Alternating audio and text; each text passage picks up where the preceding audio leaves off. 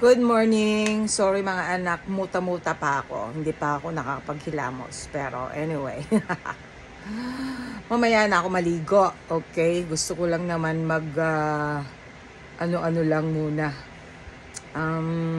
Mag-video lang muna.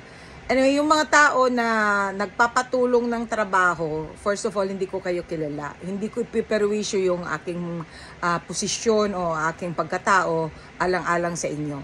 Okay? Kasi pag nag-recommend naman ako, pag ako ay nag-suggest o kaya nag-recommend ng tao sa trabaho ko, tapos kung ano in-applyan, tapos you're not the right person, ako yung masisira. Kaya, doon sa mga nagtatanong kung meron bang trabaho na pwedeng itulong sa kanila, ang dami dyan sa internet, okay? Pero pagdating sa Binions is already closed, okay? Lahat na ng mga position, wala nang bakante. So, the only thing that I can advise you guys is go to Indeed, okay? Go to Indeed.com, okay?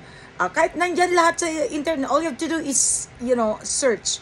Kasi lahat ng mga gusto nating malaman ay nasa internet. Pati nga Biblia, pati nga lahat kung anong mga, nandyan na lahat eh.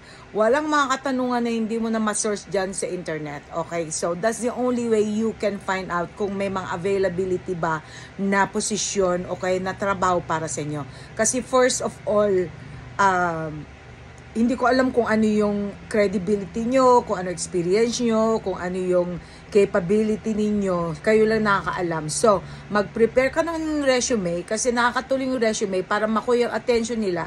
Pero resume is not even sapat because they have to go and interview you. Ngayon, pag nakapasa ka sa interview and then of course, yung performance mo, makikita nila kung pwede ka ba. So, may 30 or I'm saying 90 days probational period, okay? So, kung sakali man na within 90 days hindi ka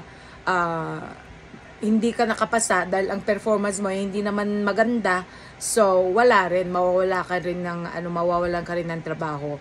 So, nasa pagsusumikap 'yon, okay? Like I said, I mean, marami akong pinasukan, almost 1,000 applications siguro in-applyan ko, ilang beses lang ako nagkaroon ng interviews, and then nabigyan ako ng pagkakataon para magkaroon ako ng mga iba-ibang trabaho, pero yun ay para sa ikakaangat kung ano yung gusto ko talagang marating. So, hindi yung kung ano yung applyan ko, yun na yun, di ba? Kailangan dumaan ako sa proseso, dumaan ako sa mababa muna, and then after that, pataas ng pataas.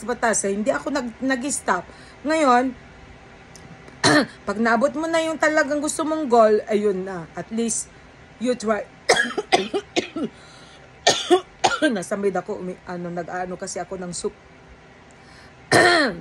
So, ganun lang ang gagawin nyo. Yun lang ang pwede kong maipayo sa inyo mga anak, okay? Kasi ipaghanda nyo yung sarili nyo, kasi pag hindi, wala talaga. Ako, pinaghanda ko sarili ko through my experiences. From mababa hanggang sa tumataas. So, lahat ng mga yun ay naisama sa resume ko, naisama doon sa kailangan talaga na requirements. So, at least, kahit papano, kahit saan ako pupunta ngayon, meron akong bullet, okay? Meron akong bala. Kasi kung wala kang bala, wala kang may pakita na kahit nung laman lang ng resume mo, o diba? Ang importante kasi, para makuha attention na yung resume. Diba? Yun ang napaka-importante at pinakaunang proseso. And then, kahit maganda yung resume mo, kung hindi rin maganda yung performance mo, kung hindi ka rin marunong sumagot pagdating sa interview, so useless din talaga. So, kailangan lahat yan ay pinaghahandaan. Okay?